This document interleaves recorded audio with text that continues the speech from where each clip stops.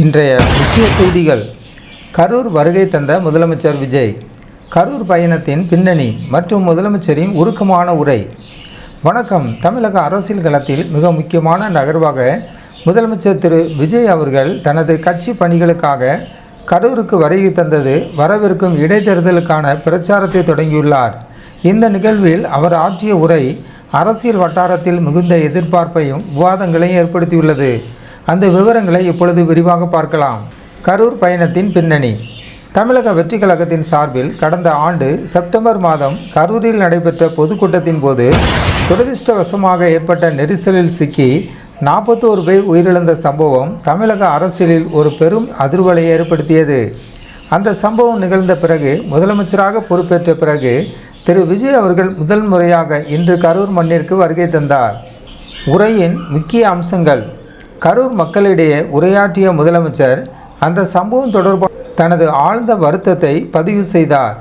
எந்த உயர் பதவியை அடைந்தாலும் அன்றைய தினம் நிகழ்ந்த அந்த உயிரிழப்புகளின் வலி என் மனதை விட்டு நீங்கவில்லை என்று அவர் உருக்கமாக பேசினார். குறிப்பாக அன்றைய தினம் கூட்டத்தை கையாண்ட விதம் குறித்து காவல்துறை மற்றும் அப்போதைய நிர்வாகத்தின் மீது அவர் கேள்விகளை எழுப்பினார்.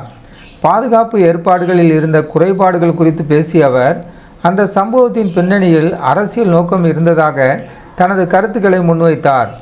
மேலும் உயிரிழந்தவர்களின் நினைவாக கரூரில் ஒரு நினைவு சின்னம் அமைக்கப்படும் என்றும் அவர் அறிவித்துள்ளார். அரசியல் விமர்சனங்கள். ஆளுங்கட்சி மற்றும் எதிர்க்கட்சிகளை விமர்சிக்கும் வகையில் கூட்டு களவாணிகள் என்று அவர்களை சாடிய முதலமைச்சர் தமிழகத்தில் நடைபெறும் தற்போதைய ஆட்சி மற்றும் நிர்வாக செயல்பாடுகள் குறித்து கடுமையான விமர்சனங்களை முன்வைத்தார். குறிப்பாக கட்சி நிதி திரட்டுவது தொடர்பாக சட்டப்பேரவையில் எழுந்த சர்ச்சைகளை சுட்டிக்காட்டிய அவர் வெளிப்படைத்தன்மையுடன் கூடிய அரசியல் அவசியத்தை வலியுறுத்தினார்.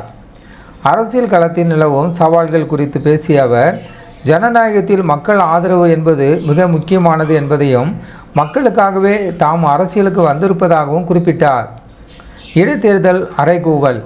வரப்போகும் இடைத்தேர்தலை தனது கட்சியின் முக்கிய இலக்காக கொண்டுள்ள முதலமைச்சர் விஜய் தொண்டர்கள் மற்றும் பொதுமக்களிடையே உரையாற்றுகையில் மாற்றத்தை விரும்புமாறு வலியுறுத்தினார்.